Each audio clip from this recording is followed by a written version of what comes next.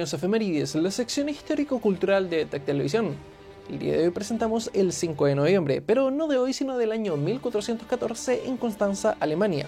ya que es en un día como hoy cuando comienza en la región del mismo nombre el concilio que pondrá fin al cisma de Occidente, periodo en el que existieron tres papas al mismo tiempo que se disputaban entre sí la autoridad pontificia. Hablamos de Benedicto XIII que gobernaba desde Aviñón en Francia, Gregorio XII que gobernaba desde Roma y Juan XXIII que gobernaba desde Pisa en Italia. El concilio se clausurará el 22 de abril de 1418 nombrando como nuevo y único papa a Martín V, colocando fin de esta forma a un conflicto que los únicos que había hecho felices era a los reyes, los cuales podían según su conveniencia ver a qué papa hacer caso.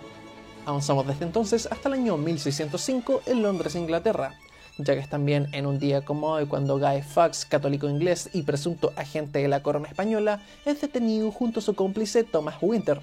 Esto luego de que fueran sorprendidos tratando de hacer volar por los aires al Parlamento británico el día de su apertura y así asesinar al rey Jacobo I, para de esta forma restaurar el catolicismo que había sido reemplazado en pos del anglicanismo. Este episodio sería conocido en la historia como la conspiración de la pólvora. Esta historia, siglos más tarde, inspiraría al escritor de cómics Alan Moore, quien utilizaría el rostro de Guy Fawkes para darle forma al protagonista de su historia, V de Venganza, la cual a su vez inspiró a la película del mismo nombre, la que popularizaría las máscaras de Guy Fawkes, que luego más tarde serían también inspiración para el movimiento Anonymous, aunque esa ya es claro otra historia. Avanzamos desde entonces hasta el año 1914 en contexto de la Primera Guerra Mundial, ya que es también en un día como hoy cuando la triple entente de fuerzas aliadas, es decir Inglaterra, Rusia y Francia, le declaran la guerra al Imperio Otomano.